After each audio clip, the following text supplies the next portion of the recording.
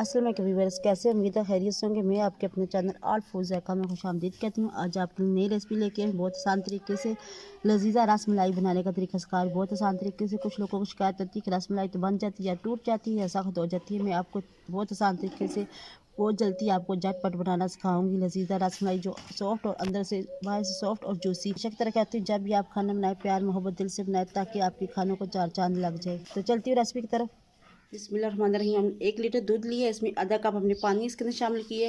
اب 1 سے 2 عدد ہم الائچی لیں گے، سب اس کو اس کے اندر شامل کریں گے اور اس کے بعد ہم چینی شامل کریں گے۔ یہ آدھا کپ ہے، آپ اپنے حساب سے کم یا زیادہ رکھ سکتے ہیں۔ اسے ہم نے بوائل آنا ہے ہلکی آنچ پر، ایسے جب کہ ہمارا 1 کپ اس کا دودھ کم ہو جائے اتنی دیر ہم نے اسے بوائل کرنا ہے۔ جب تک ہمارے دودھ کو بوائل آ رہا ہے ہم اس کے ساتھ ہی رس ملائی تیار کریں گے۔ اس کے بعد ایک بول لیں گے اور ہم 1 پیکٹ اس کا رس ملائی کا لیں گے، وہ ہم اس کے اندر شامل کریں گے۔ یہ 1 کلو کے حساب سے ہمارا یہ رس ملائی کا 1 پیکٹ ہے۔ اس کے بعد ہم 4 چمچ کوکنگ آئل اس کے اندر شامل کریں گے اور اسے اچھی طرح سے مکس کرنا ہے تاکہ یہ اس کے اندر اچھی طرح سے مکس ہو جائے۔ اگر اس کے ساتھ ہی میرے چینل پہ نئے ہیں تو میرے چینل کو سبسکرائب کریں، میری ویڈیو کو لائک کریں تاکہ مزید ہر آنے والی ویڈیو آپ تک بآسانی پہنچ سکے۔ اب اس کے بعد میں شامل کروں گی 1 انڈا، اسے میں نے پھینٹ کے اس کے اندر شامل کرنا ہے۔ انڈے کو ہم نے اچھی طرح سے پھینٹ لیا۔ اب ہم اس کے اندر 4 چمچ اس کے اندر ہم انڈے ہی ڈالیں گے۔ بالکل یہ تھوڑا سا چھوڑ دیے۔ اب اسے اچھی طرح سے ہم نے مکس کرنا ہے۔ اب اسے ہاتھ کی مدد سے ہم نے اچھی طرح سے گوندنا ہے۔ ڈو کو ہم نے بہت زیادہ نرم نہیں رکھنی نہ ہی سخت رکھنی ہے۔ یہ دیکھیں ہمارا یہ ڈو تیار ہو چکی ہے۔ یہ دیکھ سکتے ہیں ہمارا 1 چمچ سے تھوڑا سا زیادہ انڈا بچ چکا تھا، ہم نے آدھے سے زیادہ ڈالا تھا۔ اب ہم ہاتھوں کو کوکنگ آئل لگائیں گے اور اس کے ہم نے بول بناتے جانا ہے۔ تقریباً یہ 15 سے 16 بنتے ہیں، آپ اپنے حساب سے چھوٹے یا بڑے بنا سکتے ہیں۔ اس طرح سے کر کے آپ نے بنانا ہے۔ آپ نے بنا کے فوراً رکھ نہیں دینا، اسے آپ نے دودھ میں ڈالتے جانا ہے۔ میں اس طرح پلیٹ میں بھی رکھتی جا رہی ہوں۔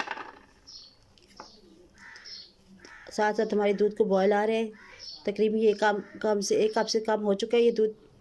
دیکھیں ماشاءاللہ سے ہمارے بول بن کے تیار ہو چکے ہیں۔ یہ تقریباً 12 سے 13 در بوائل بنے ہیں۔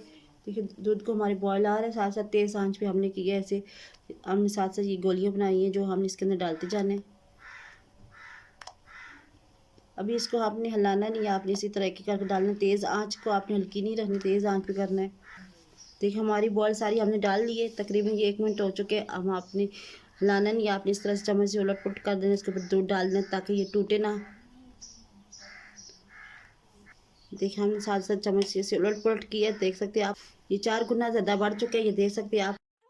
اسے ہم نے فل آنچ پہ ہم نے پکایا تقریباً 7 سے 8 منٹ۔ اب ہم نے آنچ کو بند کر دینا اور جیسے ہم نے ابھی اس کو نکالنا نہیں ہے، اسے ٹھنڈا ہونے کے لیے رکھ دینا۔ اگر آپ اسے فوراً نکال کے جس میں ڈش آؤٹ میں نکالیں گے یہ ٹوٹ جائیں گے۔ دیکھیں ماشاءاللہ سے ہمارے رس ملائی ٹھنڈی ہو چکی ہے، آپ یہ دیکھ سکتے ہیں۔